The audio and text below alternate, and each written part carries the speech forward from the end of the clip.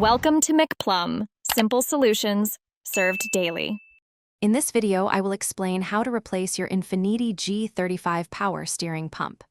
First, ensure your vehicle is safely supported and the engine is cool. You'll need a range of sockets, including 10mm, 12mm, 14mm, and a 24mm for the banjo bolt. Also, have a drain pan, fresh power steering fluid, and plenty of shop towels on hand.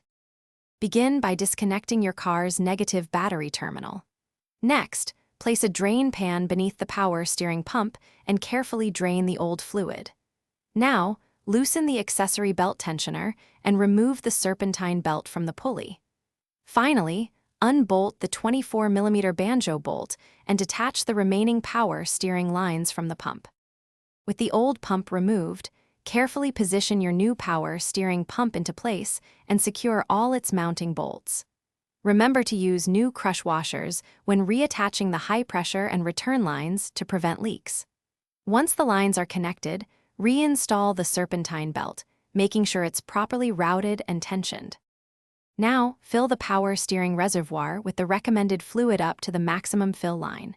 To bleed the system, start the engine and slowly turn the steering wheel from full lock to full lock several times. This removes air bubbles. After bleeding, check for any leaks and ensure the fluid level remains stable. Don't forget to check the description for a link to Little Tree's black ice and other great deals.